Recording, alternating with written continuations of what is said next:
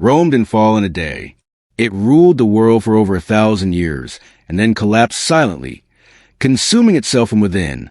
By the end of this video, you'll understand how the greatest empire in history rose, ruled, and fell, and why it still matters today.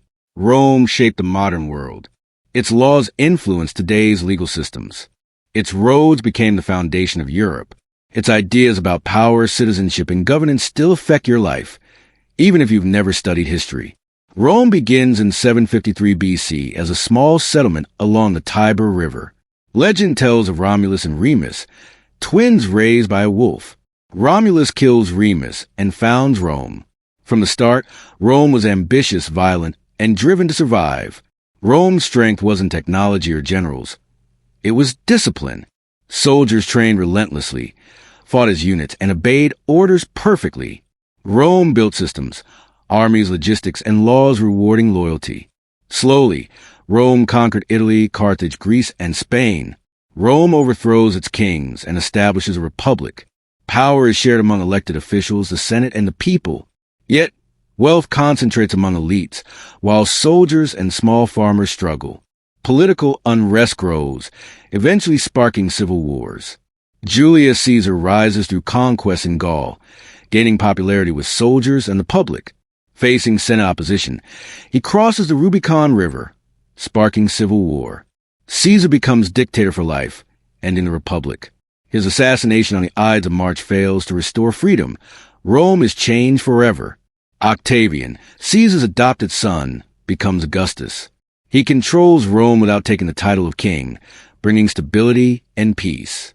The Pax Romana lasts 200 years, a golden age of cities, trade, and law.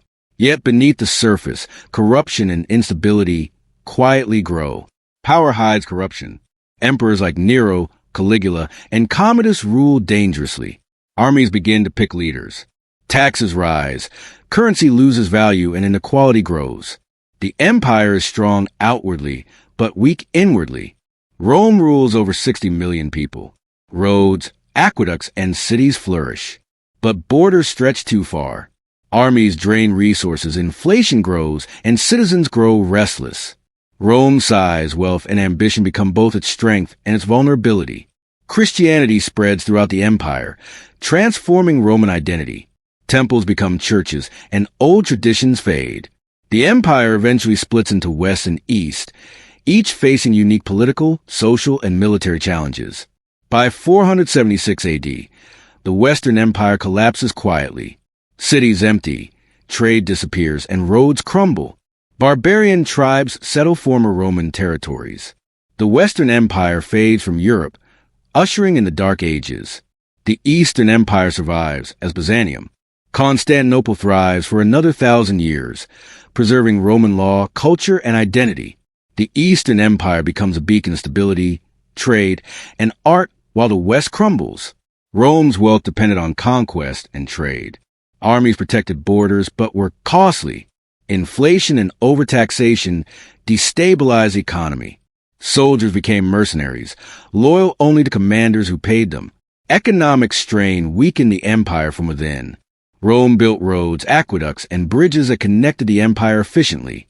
Architecture symbolized power, religion, and culture. Yet even these incredible achievements could not prevent political collapse.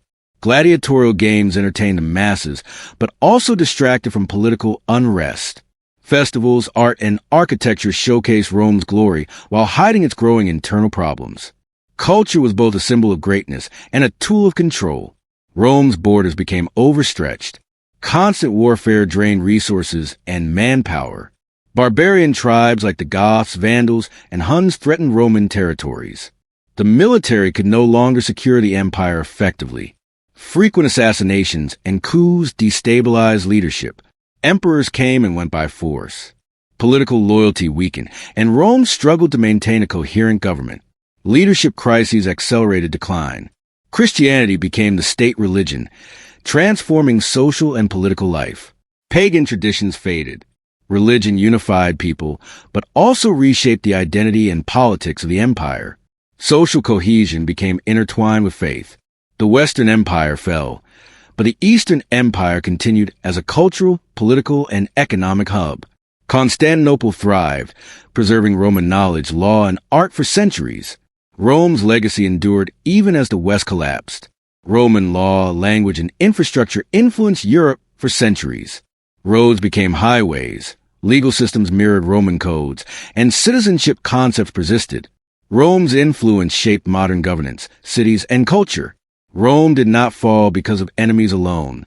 Corruption, inequality, overextension, and weak leadership eroded the empire from within. Every empire that ignores these patterns risks the same fate: economic overreach, excessive taxation, and reliance on conquest for wealth created fragility.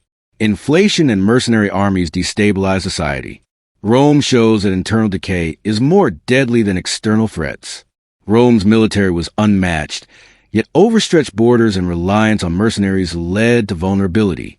Even the strongest army cannot compensate for political instability and economic weakness. Art, architecture, festivals, and religion maintain public morale and cultural identity, but they could not fix systemic problems. Culture alone cannot sustain an empire. Rome teaches that concentration of power, corruption, and inequality weaken institutions. Systems of governance must adapt to changing circumstances, or decline is inevitable. Rome shows that social cohesion, fairness, and citizen trust are vital. When the elite abandons responsibility and soldiers serve only themselves, collapse becomes unavoidable. Despite collapse, Rome's roads, laws, aqueducts, and language endure. Modern Europe, the Americas, and legal systems reflect Rome's influence.